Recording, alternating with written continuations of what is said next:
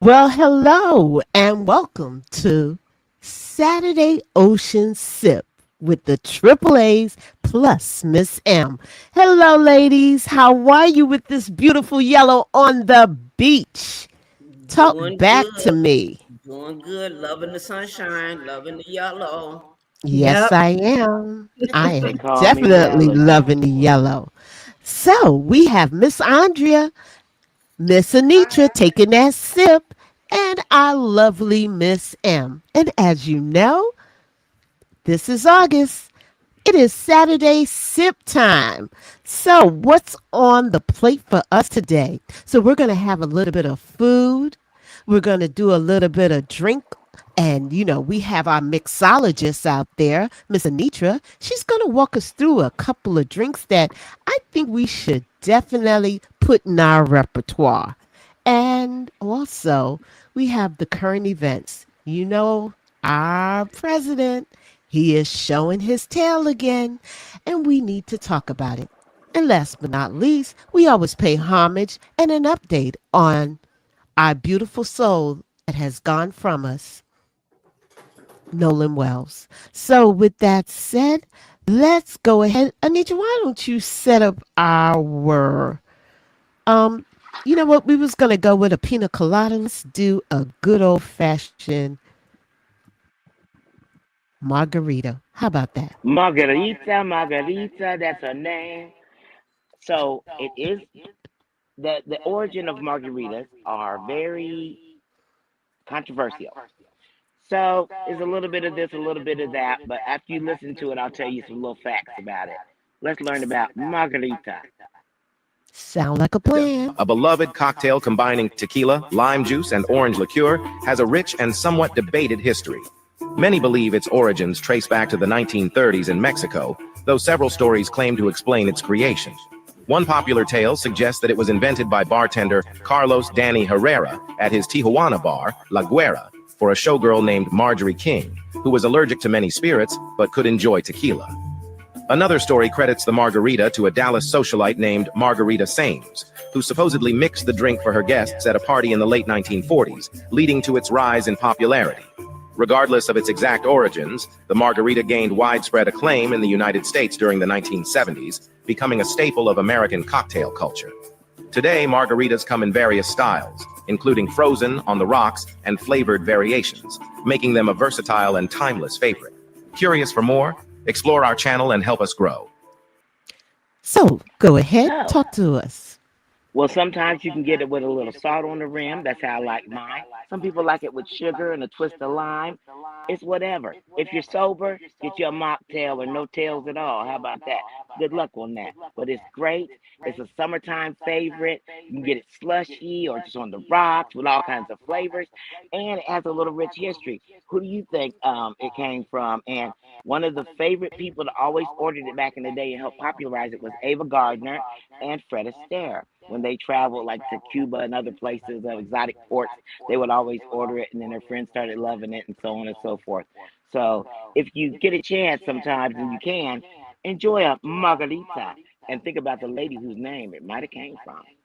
Sounds like a plan. Hey, fam out there. I see Angry Army Vet is sipping on the ocean with us. We have Molly. We have Maureen.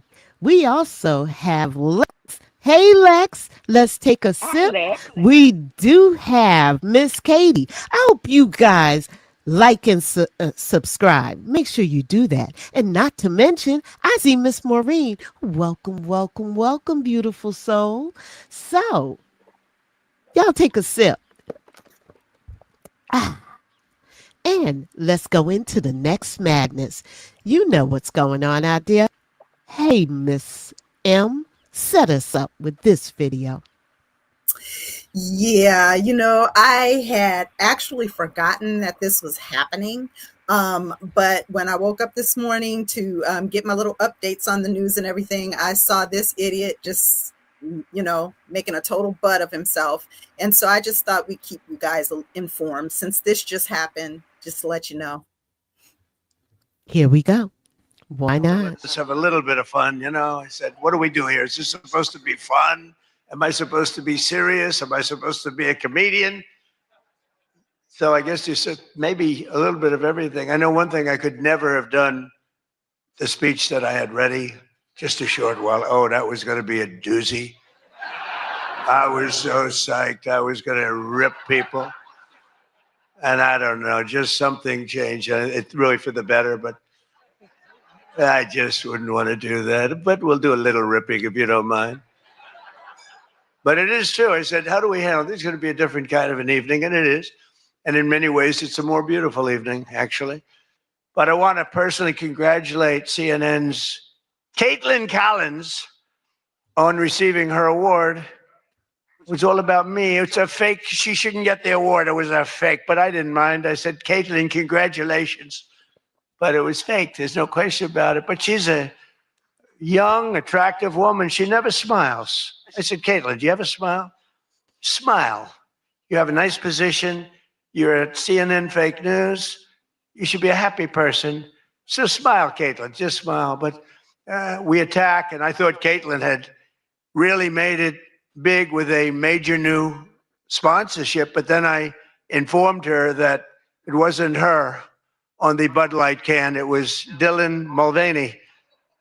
And Dylan Mulvaney cost Bud Light $35 billion in market cap.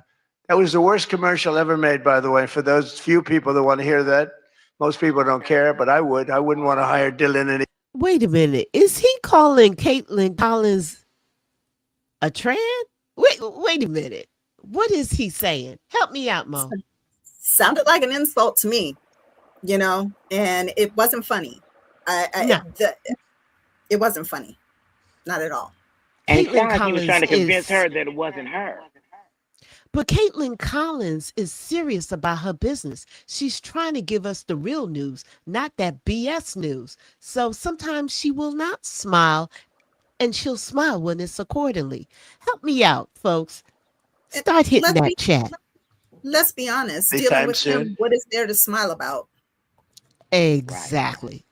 Think of it, Because we're a they hot hired country Dylan with the Mulvaney, hottest and their PR. market cap has gone down by $35 billion. There was a big security conference, and this was their first time up in terms of that. And we had a sort of little preview, and then Anderson Cooper was going to fight Lawrence O'Donnell. I'm not a fan of Lawrence O'Donnell. I like Anderson, actually, because he's covered me well for many years. Then he went bad as soon as I went for politics. But for years, he loved interviewing. I did so many interviews with him, and he was great. But, he's got a little different persuasion than me in many ways, actually. And Lawrence O'Donnell, never liked him, never thought he had any talent. But he's still making a living, so I can't knock it. But we had a contest for who had the lowest ratings and the lowest IQ on television. And that was actually Don Lemon, I think.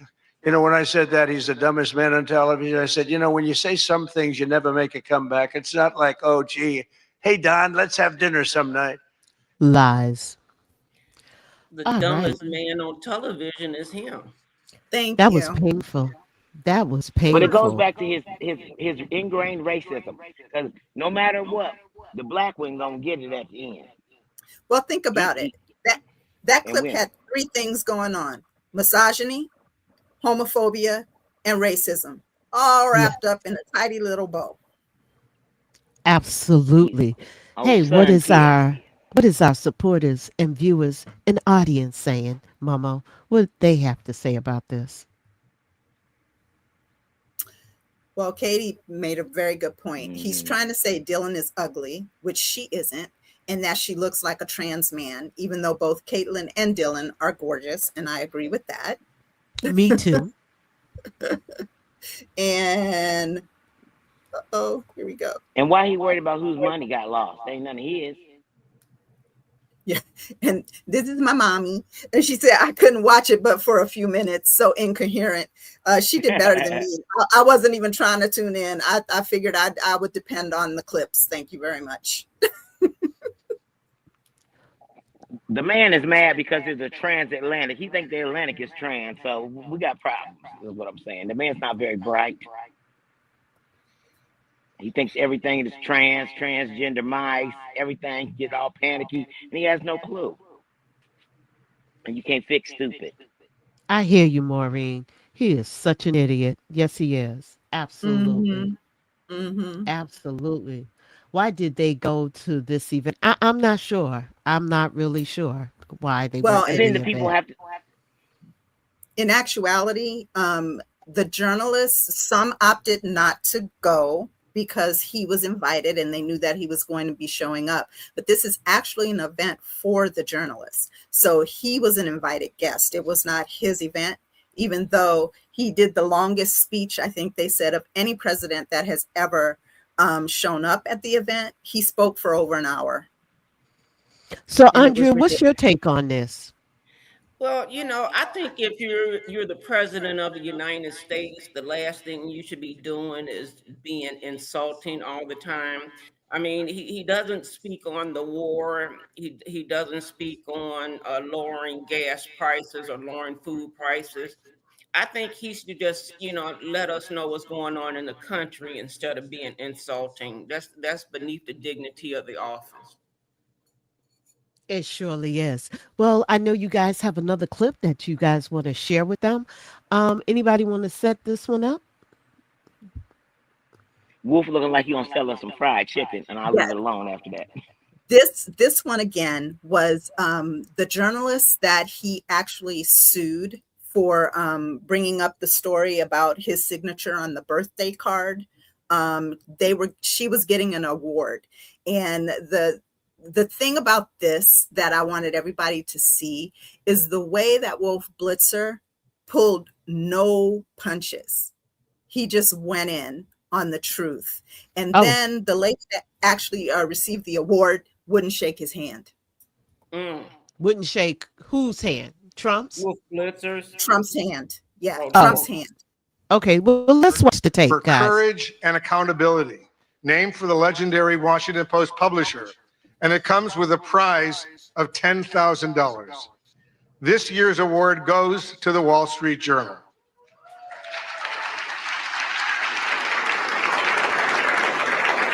The Journal's courageous reporting on President Trump's past relationship with financier Jeffrey Epstein triggered the release of the so-called Epstein files, thousands of documents that might otherwise have remained hidden from the public.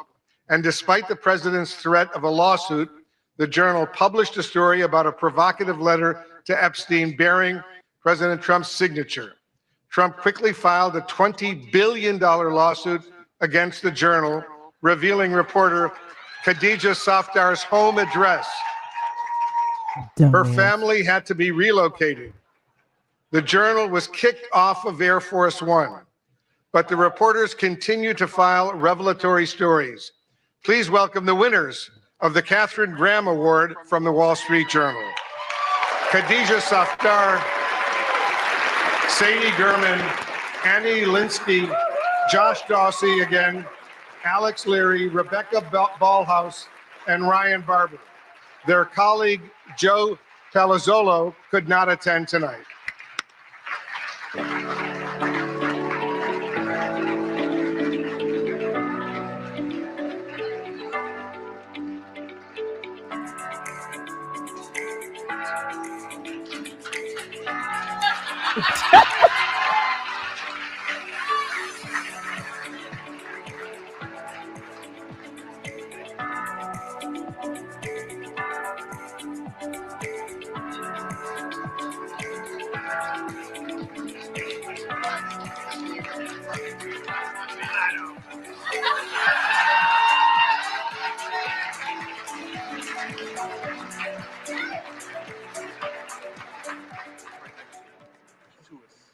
So embarrassing.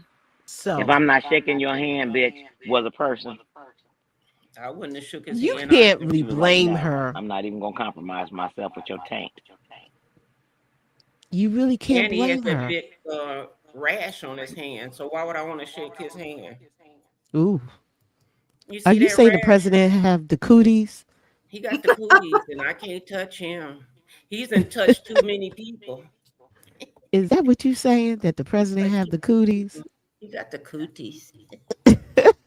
Nah, she was you making me laugh. What is our roving reporters out there saying? What do they Katie, think? Katie. he's so stupid, he probably doesn't even remember it was about him. I That was love it. funny, Katie. Now that was funny. You That was got Maureen, absolutely funny. Maureen cracking Maureen, up. okay. First she vomited in her mouth, and then she started cracking up. I hear you, Maureen. I hear you. And Ooh, Lizzie, I love this part. Yeah, I just love the way that wolf just, like I said, he named him. He called his called name. him out. Call him Mhm. out. I mean, with that said, we do have Anitra back. So, Anitra, you know what's up. I think it's time for us to do another sip because I got Sip. to drink something after that. So let's Yeah. sip, and then you talk to us about pina coladas. If you like pina coladas, I can't Uh, see no more because uh, of my charger. uh. And getting caught in the rain. Ooh, yes. Let's learn about the pina colada. All right, let's learn about It it. started with Puerto Rican pirates. The pina colada, allegedly first invented in the 1800s by Puerto Rican pirate Roberto Cofresi. He mixed pineapple, coconut, and rum into a potent drink to keep his crew happy. Then in the 1950s, a Puerto Rican bartender named Ramon Monchito Marrero turned that idea into the pina colada we know and love today. By 1978, it was Puerto Rico's official national drink. It's creamy and tropical. Come on. That's why it's the most famous vacation cocktail in the world. But it started with Puerto Rican pirates. The pina colada, allegedly first invented If I'd in have the been on the, 1800s that's by it. If I'd have been on that ship, I'd have been happy with the pina colada. My aunt, I have to give an honorable mention. She is the best daiquiri and pina colada maker. I said, ooh, and when she's making it, I like to sing Spanish and do da da da, and I love it. Makes me Ah, happy. Da da da. ay, Hey. okay, I I think I don't better like put my glass down. frozen. You I don't don't, like you don't mine like yours? frozen. You Mm-mm. don't. I never had it any other way but frozen. Oh, I don't like it frozen. I like it I've seen regular. when And people say then that. I I like like it it when they raw. give the extra sip of what is that? Tequila, the extra shot of tequila. Oh yeah, they call that a dog. I forgot which tequila. Yeah, It's a something like a good brand. dog something, and it float on top. Mm-hmm. I'm talking about That's floaters. Oh, tastes that's delicious. interesting. Mm-hmm. Well, you know what, guys? We've been talking about drinks. We had two drinks down. We went with our margarita and we went with the pina colada. So let's talk about some authentic bread. No, let's talk about some authentic gumbo. We need some food on this, all right? Yeah, you got to feed that liquor. Exactly. So, Did you know alcohol is a depressant? Yeah. yes, it Yes. is. And why do you say Why that? do people drink? I'm wondering why people drink it and it's a Because depressant. it's kind of like smoking. Smoking is a stimulant, but people think it relaxes them because of the deep breathing. So you take a deep breath and it relaxes you, but really it's hyping you up. Mm-hmm. Yeah, and I was gonna say Well, in the moment, the alcohol is not depressing, if you know The what I fight mean. break out, huh? Make you do and say things that you've been wanting to say and do. Oh, deep in the face. Uh-huh. all right, let's talk about some food. Go ahead, Miss Sam. All right. Well, we're gonna learn a little bit about gumbo today. One of my favorite meals to make. Gumbo. Just gonna give you a few facts about it. It's a rich, flavorful soup or stew, and it's from Louisiana, mainly in New Orleans. There's two types of gumbo. There's the Cajun gumbo. There's the Creole gumbo, and of course, the Creole gumbo is the one that I know the most about. And the influences of gumbo come from the Spanish, Native American, French, and African, West Africa to be precise. And the video that I'm going to show you is the founder of Dookie Chase. This is a woman that has been cooking this gumbo for decades. And this is a famous restaurant in New Orleans. And I thought I'd let you guys see her interviewed one-on-one about her gumbo. You know, sometimes it can do a lot over some food. Oh, here we go. In New Orleans, we do a lot over food. We meet and plan big things over food. Gumbos are good mixtures of things, of food, and sometimes I say people are like gumbo pot. It takes all different kinds of people to make a good world, just like it takes all kinds of things to make a good bowl of gumbo. So, what goes into a good gumbo? I'm in New Orleans visiting a 95-year-old New Orleans chef, art and jazz lover, the legendary Leah Chase, for a master class in cooking this famous Louisiana dish. How you doing, that Miss look good. Chase? I am fine, Dr. Conyers. I am fine. I'm happy to be here. It's a pleasure to be here at your restaurant, the Doogie Chase Restaurant. It's an institution in the New Orleans community. Well, thank you so much, and I'm glad you're here. Oh, wow. You know, Dr. Conyers, you'll find all kinds of gumbos here in this city, but you know, I have not had a bad one. One thing I have learned living here is that New Orleanians are very particular about their gumbo. All over this country, all over, you think gumbo, what do you think about? So Okra. that's the gumbo I'm accustomed to in South Carolina. Okra and tomato and corn and shrimp. No corn, Dr. Conyers. Don't put corn in gumbo. Miss Leah Chase is known as the queen of Creole cuisine, and Doogie Chase Restaurant is famous in New Orleans, especially for its gumbo. A Louisiana gumbo is a dish that represents three founding cultures: African, Native American, and European, particularly the Spanish and French. Gumbo is made from ingredients easily available in this part of the country: wild game, sausage, seafood, and vegetables. When you're cooking, you use what you have. You make do with what you have. There is a science to preparing this delicious concoction and a complicated history. Where did gumbo come from originally? Not the French, as some people think. The name gumbo comes from a West African word for okra, pronounced gumbo, or in a shortened form, gumbo. Okra came with enslaved Africans who were brought to Louisiana in the 1700s, and it formed the basis of this traditional stew. You know, we do a special gumbo on Fridays that we do just with okra, crabs, and shrimp. Of course, you can put meat in it, whatever you like to put in it. When okra was not available, other thickening agents were used. And in here as the thickener, we have filet. Filet is the Choctaw word for ground sassafras leaves used to season gumbo. Another type of gumbo thickener is known as a roux. It's flour browned in hot oil, sometimes as light as cafe au lait or as dark as chocolate. There are two main categories of Louisiana gumbo: Cajun and Creole. Creole, just a mixture of things.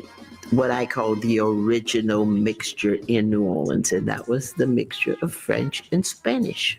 Then you come down to my neck of the woods, and you might have French, you might have Spanish, but you got a lot of African, a lot of Haitian, a lot of that island thing. And so that's our mixture here. And we don't make the Creoles don't make a thick gumbo. They make one like this. It's more like a soup. But you can see there's everything going in.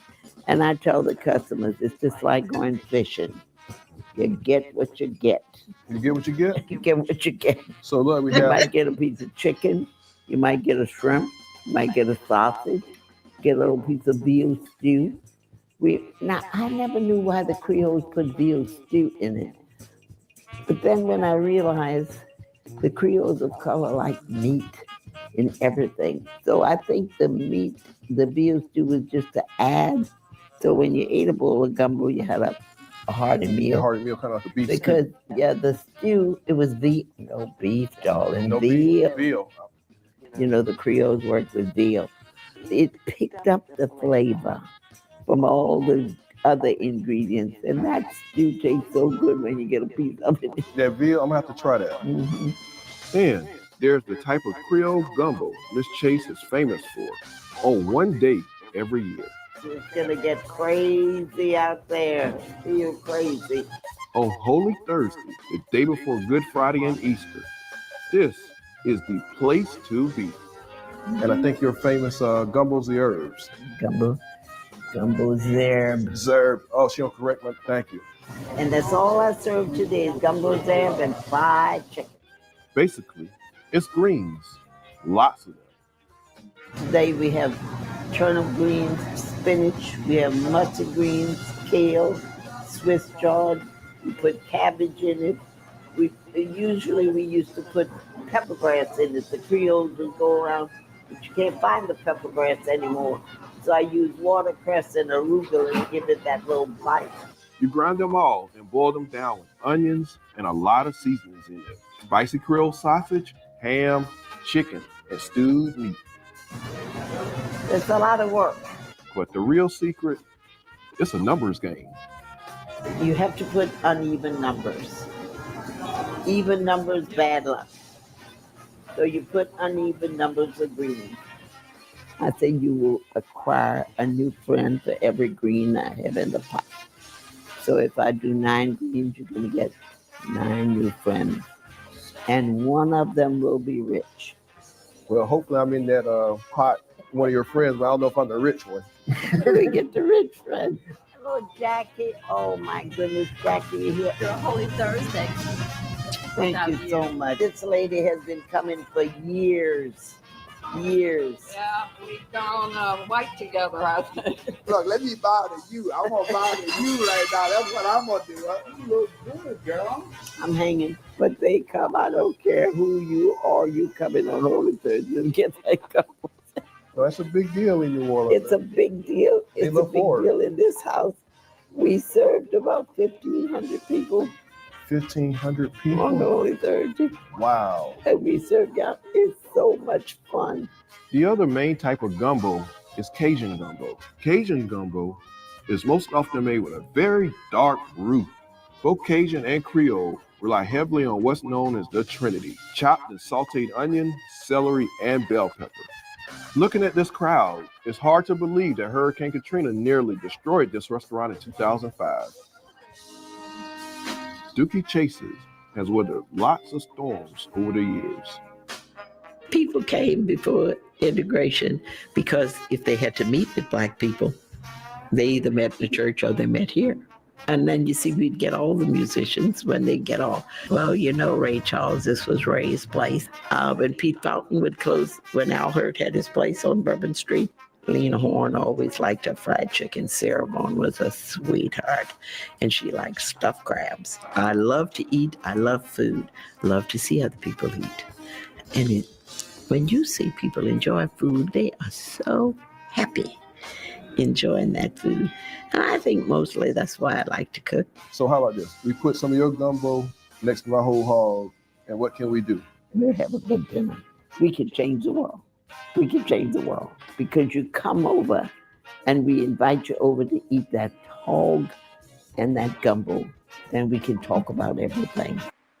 This program is Powerful. Isn't it though? And She's so pretty. Yeah. Now, my mom says she went to school with Leah, actually. Mm-hmm. Oh, really? Wow. Yeah. Yep. That's what's So up. the history, I love my hometown. I love my hometown in New Orleans, and that's why I love food so much. Why I gravitated to cooking, because all of my best memories are sitting in my mama's kitchen. She was always stirring up a pot of something. And Thank you, Mama. the gumbo recipe that I had is her recipe. And like I said, you could find, for every family in New Orleans, you could probably find a different gumbo recipe or somebody telling you what's supposed to be in gumbo, what's not supposed to be in gumbo. And the gumbo, I believe that my mama's recipe represents a little bit of a mix of both the Creole and the Cajun. My roux is medium dark. I use filet for the thickening. I do not, however, put tomatoes in my gumbo, and I do not put okra. I don't like okra in the gumbo. That's not how I grew up eating it. I love okra, but not in my gumbo. Make But it slimy. Yes. I love it. But yeah, this is barley very out of it too. Yeah, it's a comfort meal. It's a comfort meal in New Orleans. Yeah. And I like it with cornbread. Yes, ma'am. I'm funny about all my meats playing in the same bowl if they didn't play in the yard together, but and I get in trouble about that down in them kind of parts because I say stuff like that. But it smells so good, it looks so good, and you can name yourself Dookie Chase. I'm just saying, and you put your foot in it all at the same time, and you making it big. You can't beat that. And you were there for all the greats. That's I awesome. hear you, Miss Molly. Everyone has their idea of what gumbo is supposed to be.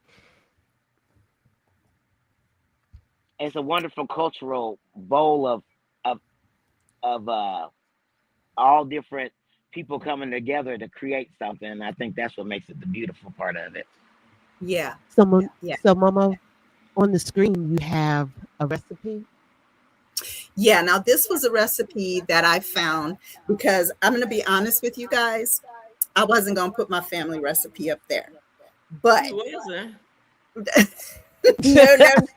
We want to make it like yours. nope, not going to be able to do it. Oh, we got to come to your house to get it? Yeah, we just Yes, come over. ma'am. Yes, ma'am. You got to gather around my kitchen to have my gumbo. But this is actually a recipe that I found on Pinterest, authentic New Orleans style gumbo, and it comes the closest to my gumbo without giving away my gumbo recipe. So, so you guys can go to Pinterest, or I believe we could be able to put the link in the description of this video, and you'd be able to click on it and go find the recipe. But it's delicious. It's delicious. Well, thank you. That was thanks. delicious. I'm hungry now. And I love to see somebody really old and seasoned. She Lowry, she not table salt in there telling the story, and she don't play either. I can tell that. Oh no, you saw her tell him corn. I don't want no smoke. Yes, ma'am. Corn. Get the corn out of there. Like, yes. And I agree with Jazzy. It's a good way to communicate with people. I believe when you eat together, you bring people together, and you get more relaxed. And because when people are having a good meal, they forget to be mad at one another. You know what I mean? So you're muted, babe. And right now, we should be sharing food anyway, as much as it costs. That sounds like a plan. Mm-hmm. That would definitely save us all some money. What do you say about that? Yes, indeed. Maureen says, send the invitation, Monique. Yeah, she only lives like a car ride away, so she could actually, she could actually come and get my gumbo. It sounds like she on her way. I feel you on that one, Miss Maureen. I feel you on that one. But with that said, Anitra, you back, hon? We can hear you. Can we? I'm here. Oh, Can you hear me? what were you saying? You were saying something. Oh no, I was just yelling at somebody, and I'm outside, and I was yelling at somebody coming near my boat. I almost had some mutiny on the bounty, and I had to let them know back up. I'm security too. I hear you. I hear What you. I'm doing. Thank you guys all for being here. Please don't forget to like and subscribe and share this video. Get the word out. And I'll comment if you like salt or sugar on your rim of margarita. I'll meet you in New Orleans, Maureen. Oh, and they going to New Orleans. That sounds like a trip, girls. Mm-hmm. Okay. Girls trip. But we could not do it without showing you exactly how Miss Momo's dish look. Go ahead, Miss Momo. Talk about it. That looks delicious. This is my gumbo, you guys. I start, of course, with the Holy Trinity, those onions, the bell peppers. I make my roux. It's medium. However, I use no water in my gumbo. I do use chicken broth or chicken stock to thicken up to make the base of the gumbo. Keep talking. And I also use butter. Some people use oil. I use butter. It gives it that extra little flavor. I like andouille sausage, chicken, and shrimp in my gumbo. I found that living in California, being away from the Gulf, I don't particularly care for the crab that we have here in California. So I don't put crab in my gumbo. I just use the shrimp and the andouille sausage and the chicken. But like I said, I use filet to thicken up my gumbo, and I Now, serve it over rice. Do you cook some okra on the side? No, ma'am. No, ma'am. My gumbo is pretty much a meal.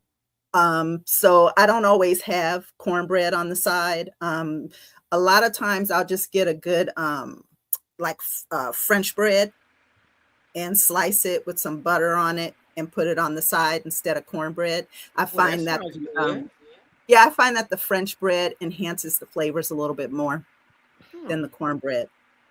That sounds like some good eating.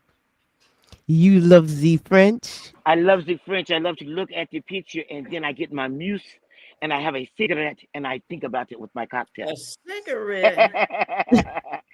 And I put on Johnny Depp. When you smoke cigarettes, you deaden your taste buds. So it was part of the persona. When I'm doing French, I need a cigarette and a scarf, and that's just it. See somebody out there putting the tea. Momo is an excellent chef. Yes, she went to culinary school. I hear you. What Jazzy saying? Jazzy. Oh, I missed it. There we go. That's the type of... Oh, go ahead, Andrea. That's the type of meal I take to my room, lock the door, and put a do not disturb sign on the door. I feel you on that. I'm gonna need a chunk of cake next to it too. You sit up on the bed watching somebody get like the organizer. He did what? And then you keep eating your gumbo. That's a blueberry dipping your French bread. Well, yeah. Go ahead, Mama. We're gonna top it off with a little dessert here. Now, again, this is a traditional New Orleans, Louisiana dessert, and of course, go ahead, Mo. Oh, this is another traditional dessert.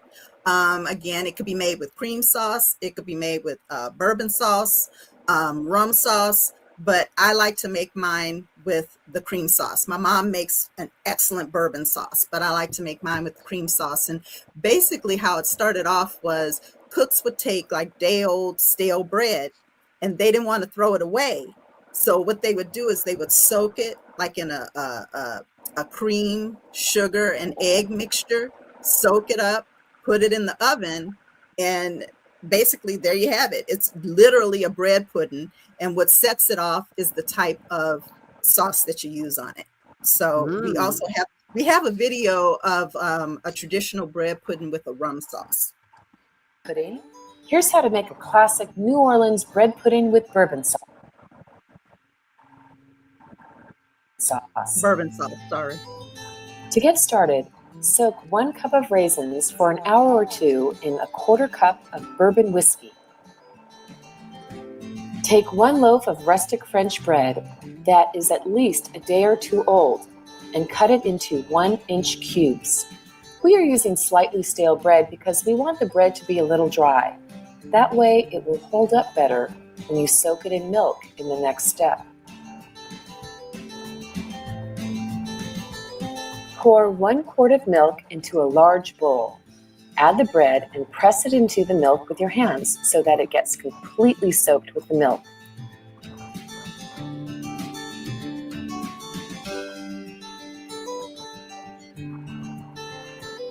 In a separate bowl, beat 3 large eggs. Add 2 cups of sugar, 1/4 teaspoon of ground allspice, and 1/4 teaspoon of cinnamon.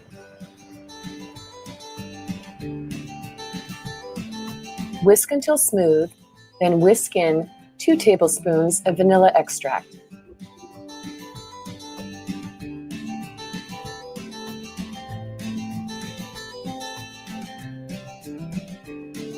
Pour the egg mixture over the cubed bread that has been soaking in milk. Add the bourbon-soaked raisins and gently stir to combine, taking care to not break up the cubes of bread. Spread 3 tablespoons of melted butter around the bottom and sides of a 9 by 13-inch baking pan. Pour the bread, milk, and egg mixture into the baking pan. Spread out the mixture in the pan so that it is level. Bake at 350 degrees for 35 to 45 minutes until the egg mixture has set. While the bread pudding is baking, make the bourbon sauce. Melt a half a cup of butter in a medium saucepan on low heat. Add 1 cup of sugar, 1 egg, and whisk to combine. Slowly cook over low to medium-low heat, stirring constantly until the mixture thickens enough to thickly coat the back of a spoon. Whisk in half a cup of bourbon whiskey. You can use less or more depending on how strong you want the sauce to be. When the bread pudding is ready, remove it from the oven and drizzle it with the bourbon sauce to serve.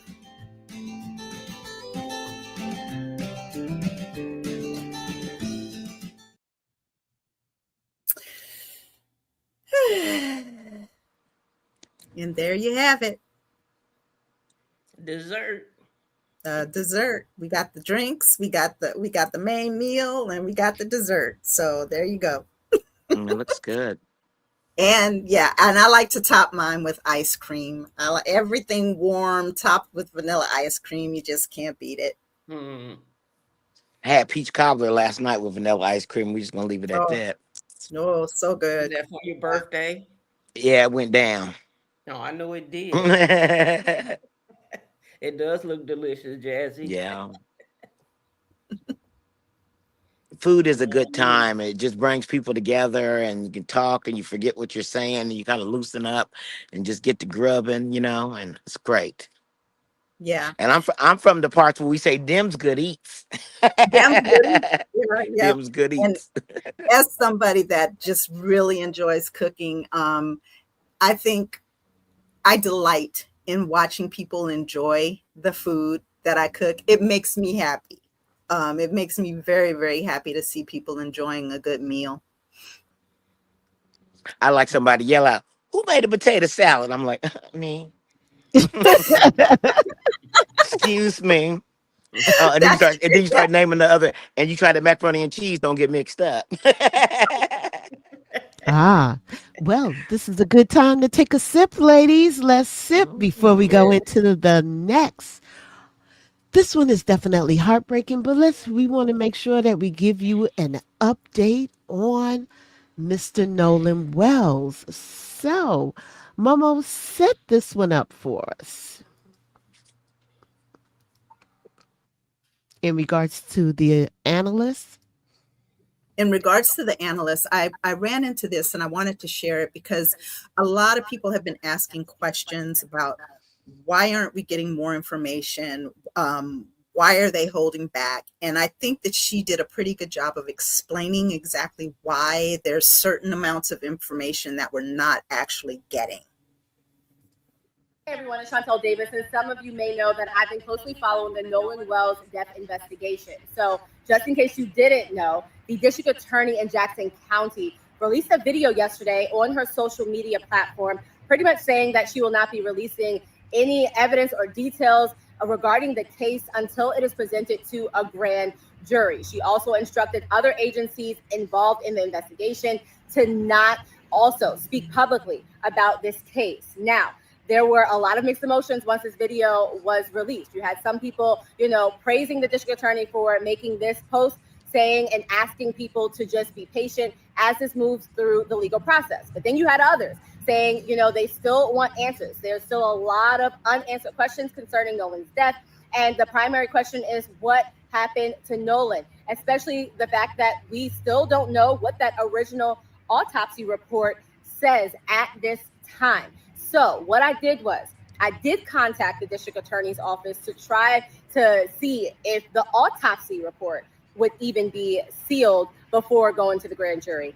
And then I also contacted a legal analyst just to understand her move a little bit more. He tells me that the move that the district attorney made is not uncommon. He says that sometimes district attorneys will seal certain evidence ahead of a grand jury just to protect paneling the grand jury. He also said that just because it's going to a grand jury, it does not mean a suspect or person of interest is being looked at. He says it doesn't mean that they're not being looked at. It just means that this case will be presented before a grand jury. I'll have more from this legal analyst a little later during our broadcast. Make sure you catch up to learn those details on WDSU at 5 o'clock and 6 o'clock this evening. Momo. Mo. Any comments from anyone? I know we have a long way to go with this investigation, and there's so many nuances and things that are coming out, and I'm trying to be patient and wait and find out what's going on, and also, pay attention to everything. But it does seem like, I know these things go slow. It's not a Law and Order episode, but with all the I'm keeping the neck and all this different stuff, it's going to add to confusion and to more conspiracy theories in my speculation that something's not right. Anyone else? Andrea? Well, what I would like to say is I thought it was unusual for especially a African American young man to leave his key, to tell him take my keys and take my phone, and I'll just stay here and don't have a way back to the other side, and I'm gonna swim. It don't make no sense. Nah, it doesn't. And today is Emmett Till's either death date or birth date. I get confused, but July 25th. Birthday.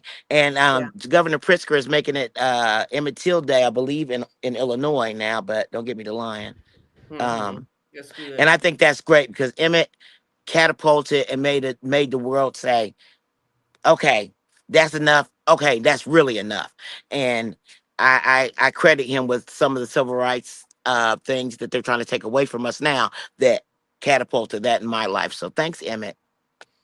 And when Whoopi Goldberg made the movie, the Emmett Till movie, she didn't get a lot of support either, even though it was an outstanding film. And the lady was still alive at the time. Yeah, I appreciate people like the young lady, the correspondent, who is taking the time to try to explain things to people, because this is such an emotionally charged case. And the more we understand about the process, I think the better it's going to be. Yeah, absolutely. Andrea, you want to set up this video for the Nolan? I think, just like I'm in my feelings about Nolan Wells, and I really, do have my condolences out for the family. Some people say they still, like Zach Johnson, say I don't understand. So it's a short clip, something to ease your mind a little.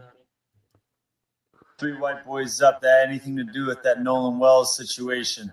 They went out to a little island. They didn't return with the black boy.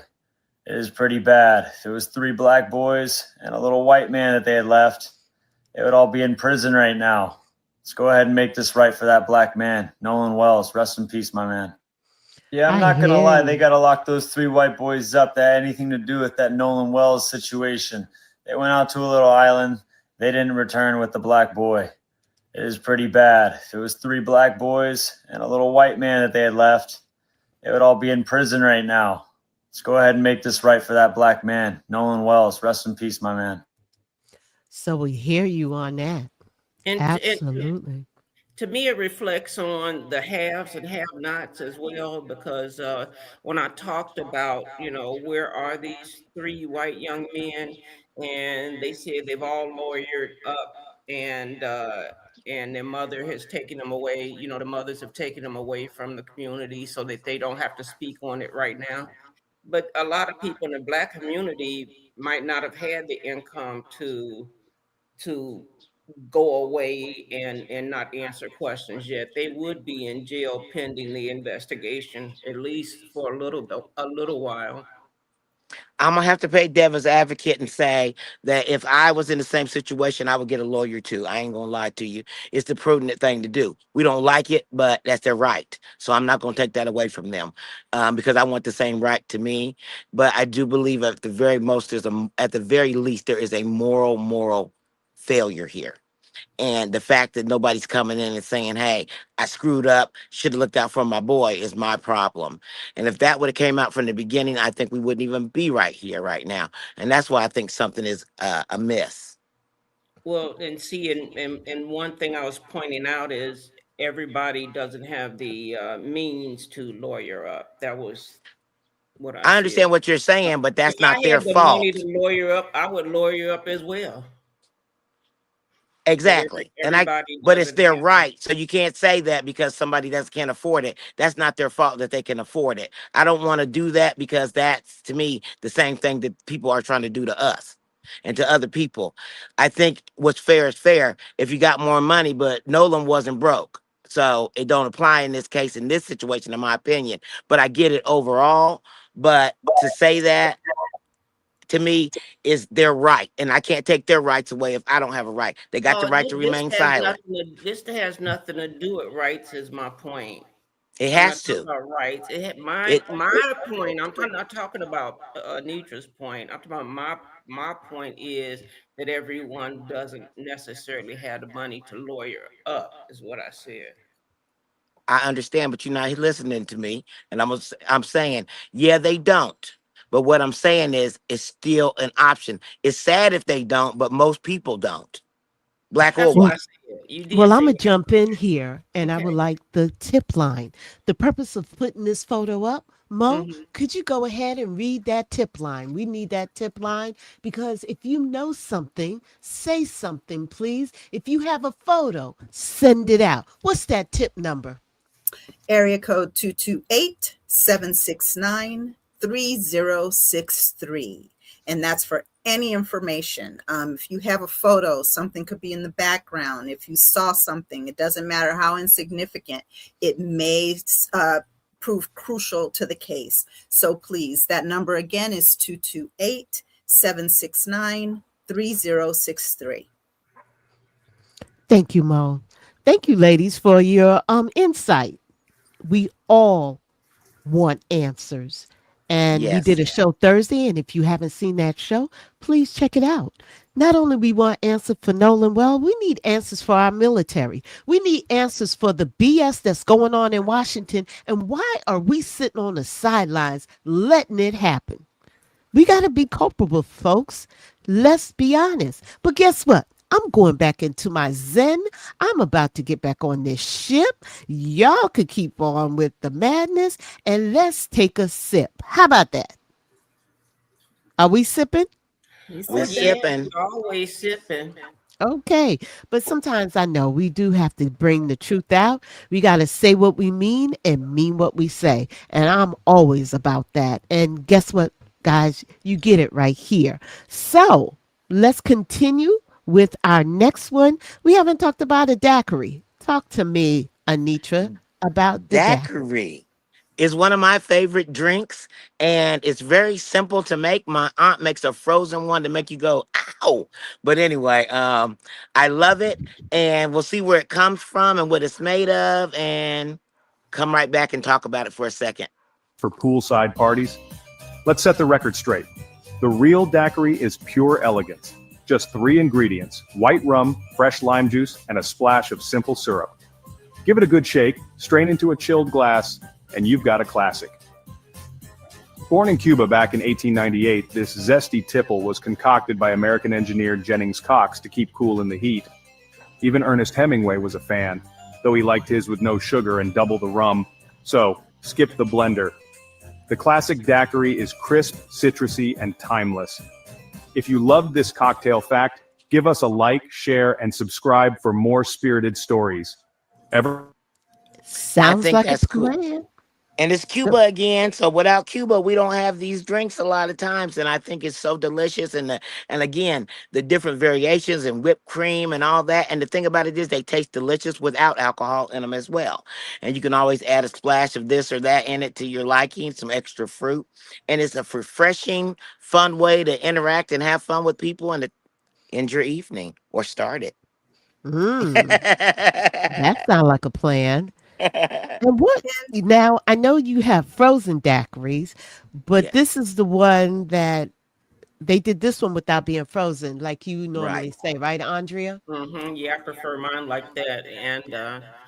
But I've had enough fun with alcohol over the years, and I've left that to other people to, have fun with. You can get and you can get more alcohol in the liquid version because it melts all the ice. Mhm. I'm just saying, right. because I heard that from a friend. That's right. A friend told you. Yeah, just a friend.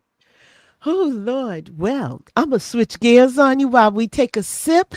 This Saturday is a great Saturday. I know we lost a couple of people, but I hope they learning something how to make gumbo, how to make a couple of cocktails for their summer fun. But let's hear from Trevor Noah.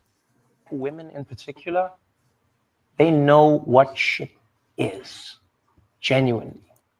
People always be shocked. They'll be like, why do black women turn out the way they do in America? Why do they vote the way? Yeah, because they know what happens if things do not go the way it should.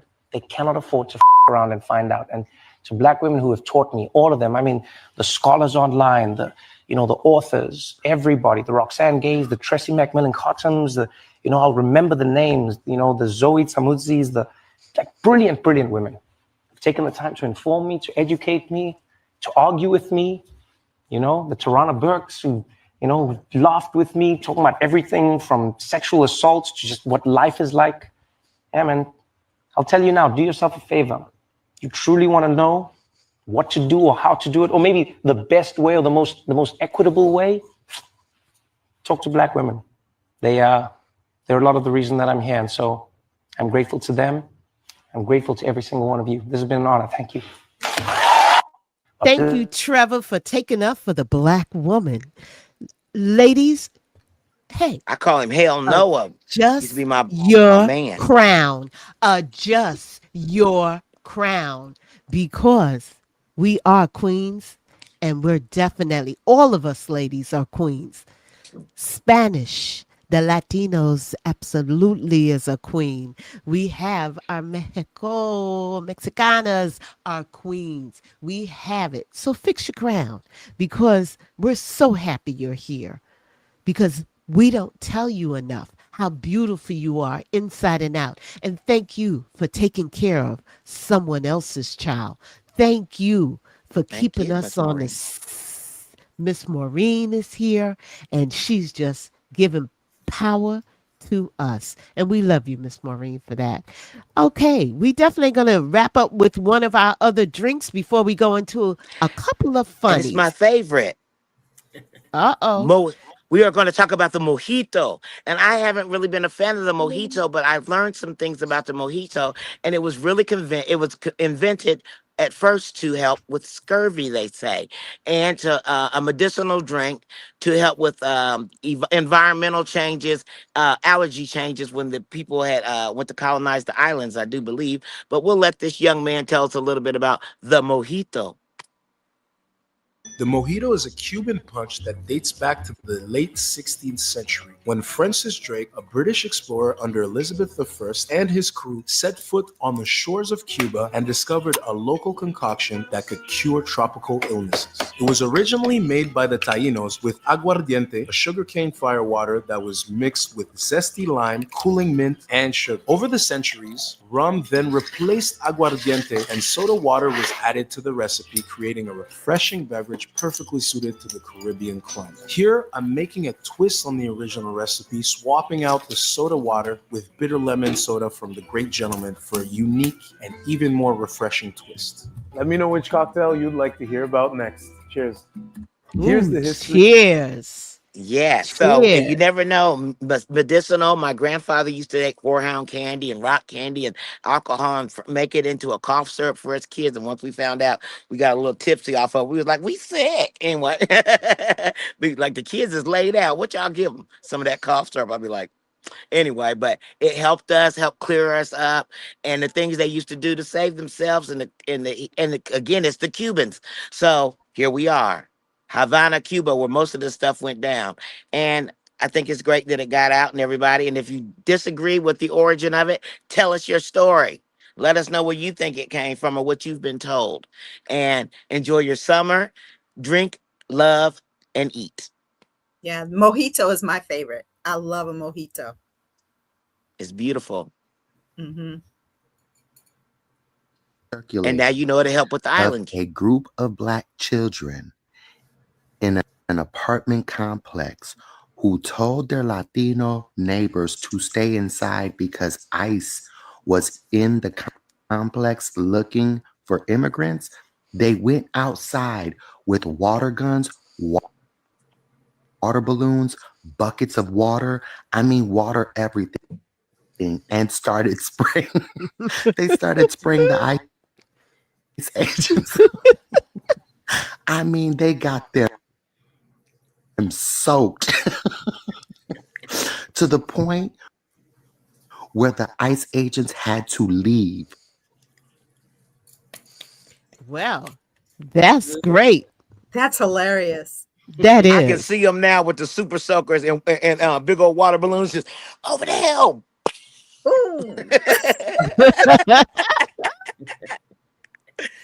That's Well, better ladies, than all the little sexual devices they had to kick out of the other place. now that Just go is home. definitely funny. I love it. We are at the top of the hour. We had one more joke for you, but we're going to save that one, Miss A, the hotel. We'll keep that for Tuesday. We'll make them want to come back and have a good AAA with us on Tuesday. But before we leave out, we honestly want to give you our normal rubies of wisdom to take you through the weekend and start your Monday when it comes. So let's go ahead and start out. My favorite, a book, is Proof That Humans Can Do Magic with Words. A clock teaches patience and the value of every second. A mirror shows you the outside, but your choices shape the inside. A road may be long, but every step takes you closer to your dream. Keep going. Every little thing you do today will definitely be a blessing and is building you better for tomorrow. So please keep this words of wisdom. Andrea, what's your closing statement today? Thank you for joining. I know a lot of people could be doing something else on a Saturday afternoon, but one person can make a difference. We have Miss Molly outside. Hey, Miss Molly, you outside with Miss Molly. Okay, good to see you, Marley. All right, Anitra, what's your closing? Well, I'm gonna say I got a lot on my mind this week, a lot of different things between Nolan Wells and the upcoming election and all the all the things that are going on. It's kind of hard to stay centered and focused right now. I'm kind of everywhere. So make sure you're taking care of your mental health. Take a stop if you have to. Take a mental health drink. If you need a cool drink, you can drink. If you need a shot of something, go on and do it. Just make sure you do it responsibly. Stay safe out there. And remember to eat, pray, and love. And Miss Momo?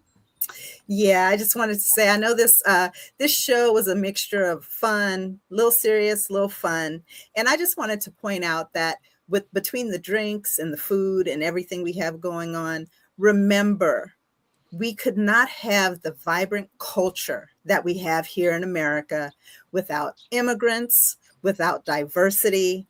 So just keep that in mind. We are who we are because we are a gumbo pot.